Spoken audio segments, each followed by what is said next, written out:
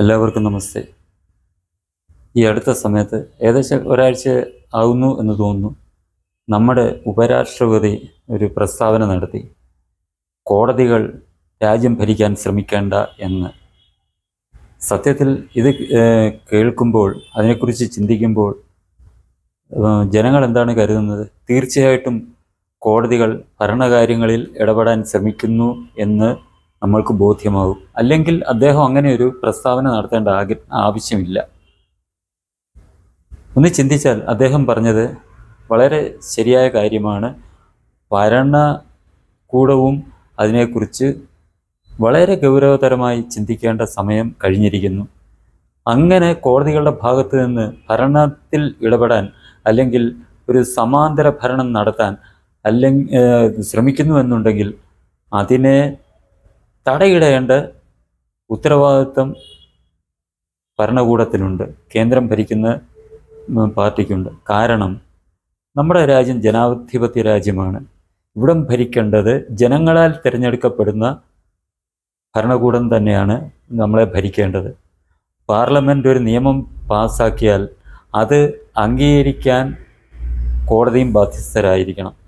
അല്ലാതെ ജനങ്ങൾ തിരഞ്ഞെടുത്ത് രാജ്യം ഭരിക്കാൻ ചുമതലപ്പെടുത്തിയ ഒരു സർക്കാർ ഒരു നിയമം കൊണ്ടുവന്നാൽ അത് പറ്റില്ല എന്ന് വിധിക്കാൻ കോടതിക്ക് അധികാരമില്ല.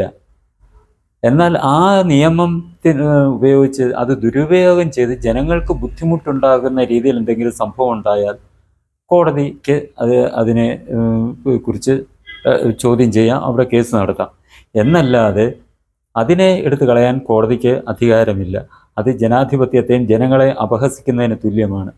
ഇത് പറയാൻ കാരണം നമ്മുടെ ജഡ്ജിമാരെ നിയമിക്കുന്ന ഈ കൊളീജിയം സമ്പ്രദായത്തിനെതിരായിട്ട്, കൊളീജിയത്തിന് പകരം നാഷണൽ ജുഡീഷ്യൽ അപ്പോയിൻമെൻറ്റ് കമ്മിറ്റി രൂപീകരിച്ചപ്പോൾ അത് പാർലമെൻറ്റ് പാസ്സാക്കി.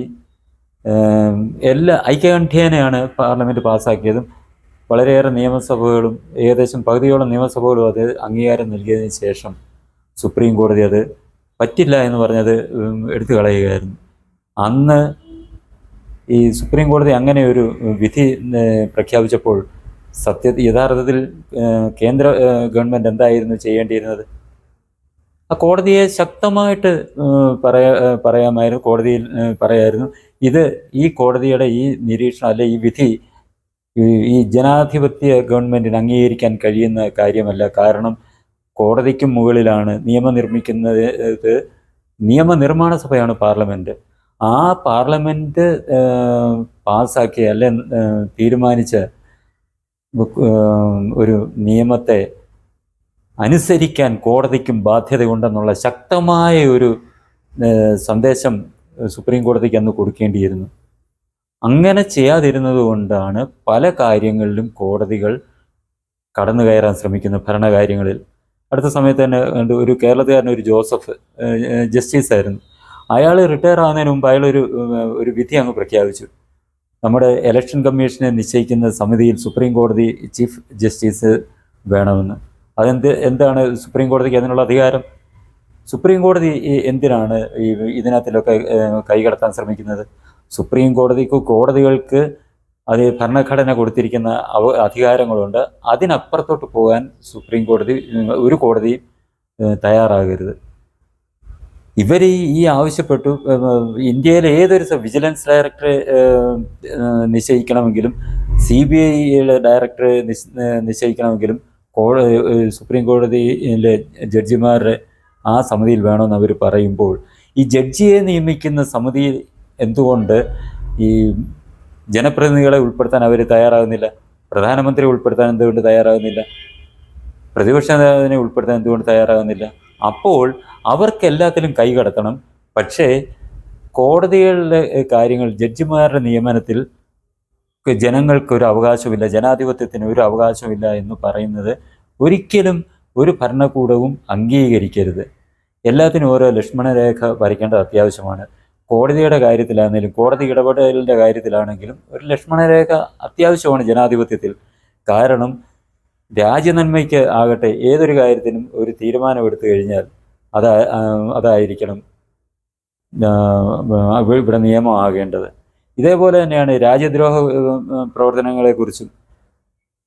നമ്മുടെ കേരളത്തിൽ തന്നെ നമുക്കറിയാം ഒരു ചാനൽ, ആ ചാനൽ രാജ്യവിരുദ്ധ വാർത്തകൾ, വ്യാജ വാർത്തകൾ നൽകി.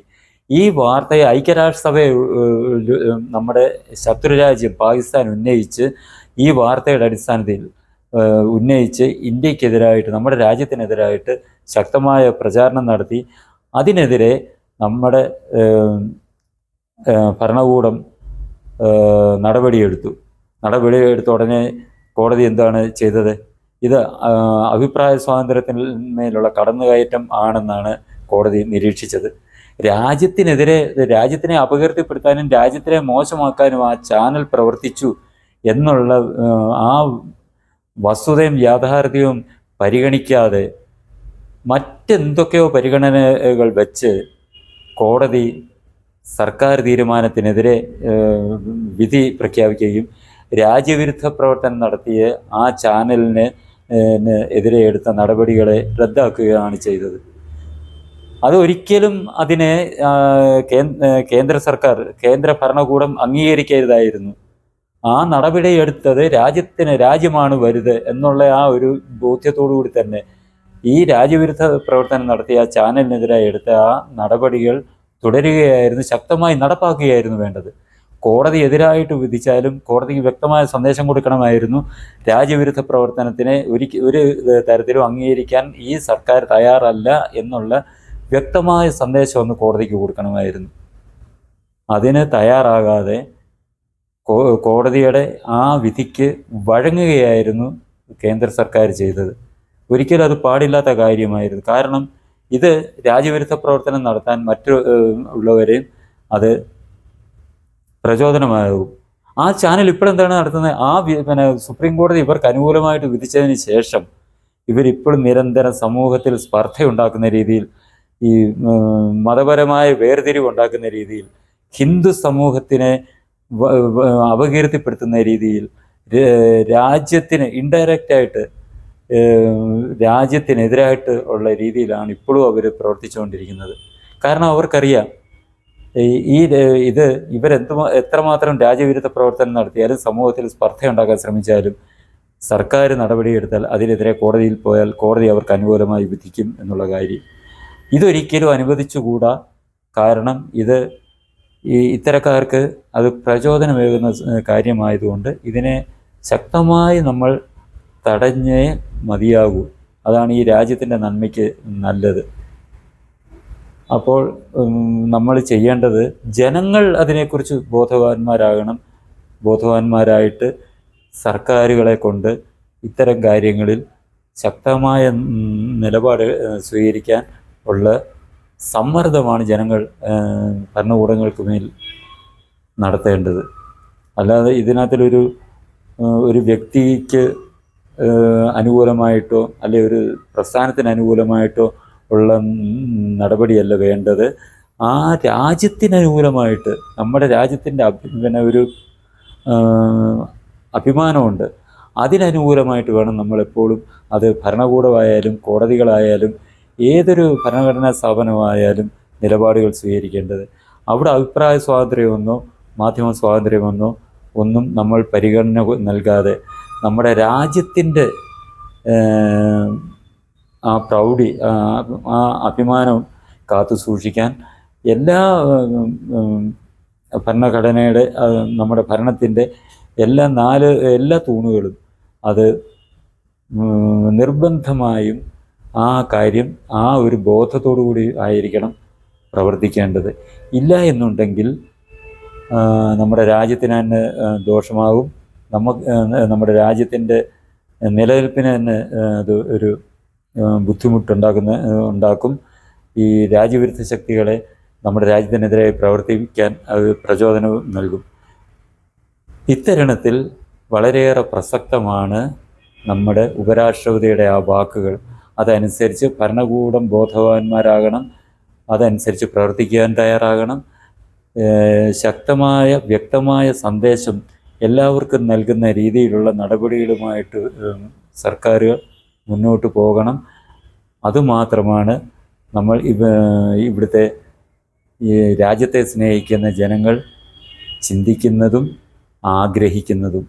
ആ രീതിയിൽ തന്നെ വേണം എല്ലാ കാര്യങ്ങളും, നമ്മുടെ രാജ്യത്ത് നടക്കുന്ന എല്ലാ കാര്യങ്ങളും മുന്നോട്ട് പോകേണ്ടതും.